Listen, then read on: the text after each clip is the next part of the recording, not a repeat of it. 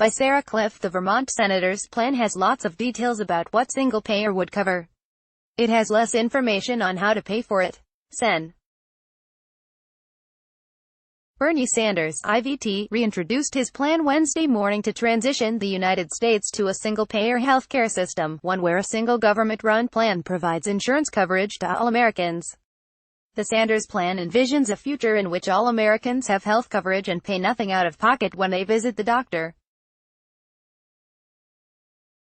His plan, the Medicare-For-All Act, describes a benefit package that is more generous than what other single-payer countries, like Canada, currently offer their residents and includes new income taxes on both employees and employers. Sanders is reintroducing his plan at a moment when both American voters and Democratic legislators are increasingly backing a government-run healthcare system.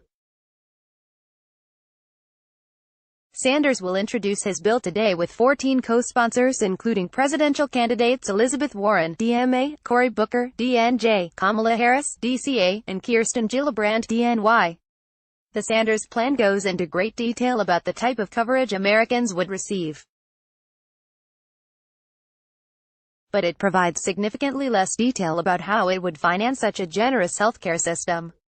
Instead, Sanders released a 5-page paper that included a list of financing options, such as a new tax on extreme wealth. Americans' taxes would have to change to pay for this kind of proposal. But it's impossible to tell who would pay significantly more for their coverage and who would pay less, and by how much. This is a crucial part of any healthcare plan, and in the Sanders proposal, it is notably absent. So while the plan would move the American uninsured rate from around 8.8% to, in theory, nearly zero, it's impossible to tell what it would take to get there and what the bigger economic picture would look like if we did. The Sanders bill includes an exceptionally generous benefit package. Sanders' single-payer proposal would create a universal Medicare program that covers all American residents in one government-run health plan. It would bar employers from offering separate plans that compete with this new, government-run option. It would largely sunset Medicare and Medicaid, transitioning their enrollees into the new universal plan. It would, however, allow two existing health systems to continue to operate as they do now, the Veterans Affairs Health System and the Indian Health Services. Those who qualify for the new universal Medicare plan would get 4 years to transition into the new coverage. In the interim, they would have the option to buy into Medicare or another publicly run option that does not currently exist. Eventually, though, they would all end up in the same plan, which includes an especially robust set of benefits. It would cover hospital visits, primary care, medical devices, lab services, maternity care, and prescription drugs as well as vision and dental benefits. The biggest difference between this plan and the version Sanders introduced in 2017 is the addition of a long-term care benefit that would cover care for Americans with disability at home or in community settings. This benefit was also added into the House version of the Medicare-For-All bill earlier this year. The plan is significantly more generous than the single-payer plans run by America's peer countries. The Canadian healthcare system, for example, does not cover vision or dental care, prescription drugs, rehabilitative services, or home health services. Instead, 2/3 of Canadians take out private insurance policies to cover these benefits. The Netherlands has a similar set of benefits. It also excludes dental and vision care, as does Australia. What's more, the Sanders plan does not subject consumers to any out-of-pocket spending on health aside from prescriptions drugs. This means there would be no charge when you go to the doctor, no co-payments when you visit the emergency room. All those services would be covered by the universal Medicare plan. This, too, is out of line with many international single-payer systems, which often require some payment for seeking most services. Taiwan's single-payer system charges patients when they visit the doctor or the hospital, although it includes an exemption for low-income patients. In Australia, people pay 15% of the cost of their visit with any specialty doctor. The Sanders plan is more generous than the plans Americans currently receive at work, too. Most employer-sponsored plans last year had a deductible of more than $1,000. It is more generous than the current Medicare program, which covers Americans over 65 and has seniors pay 20% of their doctor visit costs even after they meet their deductibles.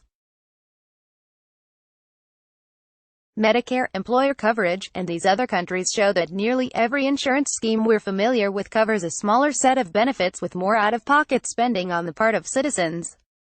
Private insurance plans often spring up to fill these gaps. In Canada, for example, vision and dental insurance is often sponsored by employers, much like in the United States. The reason they went this way is clear: it's cheaper to run a health plan with fewer benefits.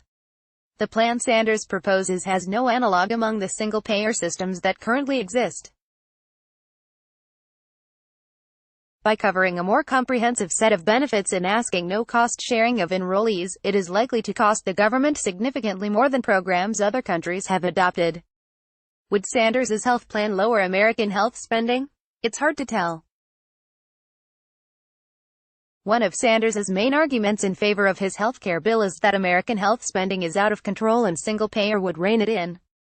There is broad consensus, from conservative to progressive economists, that the Senate Medicare-For-All bill, as written, would result in substantial savings to the American people, a paper released by his office argues.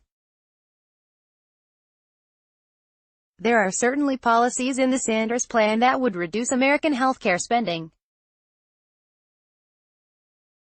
For one, moving all Americans onto one health plan would reduce the administrative waste in our healthcare system in the long run. American doctors spend lots of money dealing with insurers because there are thousands of them, each negotiating their own rate with every hospital and doctor. An appendectomy, for example, can cost anywhere from $1,529 to $186,955, depending on how good of a deal an insurer can get from a hospital. That doesn't happen in a single-payer system like the one Sanders proposes.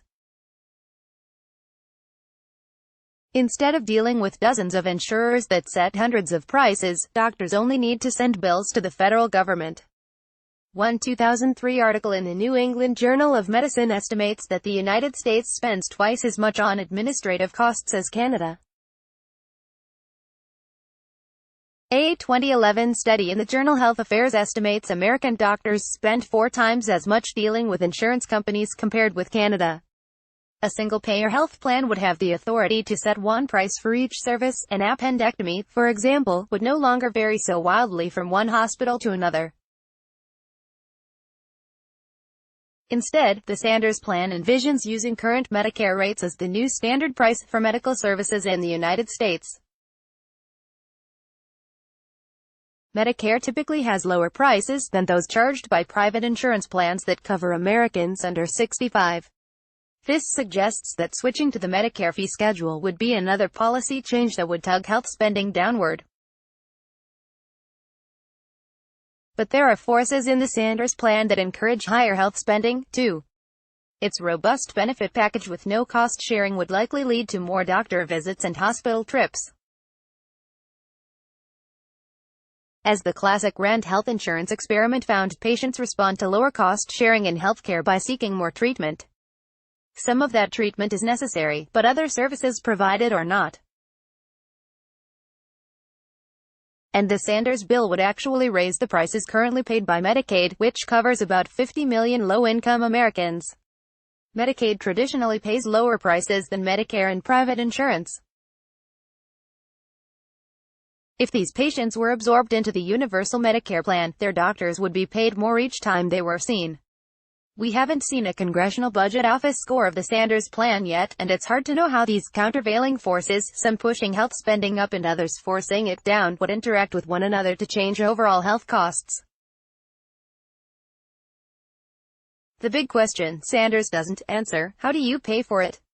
The Sanders plan goes into great detail on what kind of coverage a universal plan ought to offer. But it does significantly less work explaining how this would be paid for. Instead, Sanders' office released a paper that included this bullet point list of possible options: creating a 4% income-based premium paid by employees, exempting the first $29,000 in income for a family of 4, imposing a 7.5% income-based premium paid by employers, exempting the first $2 million in payroll, eliminating health tax expenditures, making the federal income tax more progressive, including a marginal tax rate of up to 70% on those making above $10 million, making the estate tax more progressive, including a 77% top rate on an inheritance above $1 billion, establishing a tax on extreme wealth, closing a tax loophole that allows self-employed people to avoid paying certain taxes by creating an S corporation, imposing a fee on large financial institution, repealing corporate accounting gimmicks. The items on this list could no doubt be used to finance a national healthcare system. But eventually, someone is going to have to pick which items on this list become law, and that's where things get tough. Financing the healthcare system that Sanders envisions is an immense challenge. About half of the countries that attempt to build single-payer systems fail. That's Harvard health economist William Shao's estimate after working with about 10 governments in the past 2 decades. Whether he is in Taiwan, Cyprus, or Vermont, the process is roughly the same: meet with legislators, draw up a plan, write legislation. Only half of those bills actually become law. The part where it collapses is, inevitably, when the country has to pay for it. This is what happened when Sanders' home state of Vermont attempted to create a single-payer plan in 2014. Much like Sanders, local legislators outlined a clear vision of the type of health plan they'd want to extend to all Vermonters. Their plan was arguably less ambitious. It did require patients to pay money when they went to the doctor. But Vermont's single-payer dream fell apart when the state figured out how much it would need to raise taxes to finance its new system. Vermont abandoned the government-run plan after finding it would need to increase payroll taxes by 11.5% and income tax by 9%. It's true, in Vermont and in the United States, that these increased taxes don't necessarily mean overall health spending is rising. It's entirely possible that health spending will go down as taxes go up, with American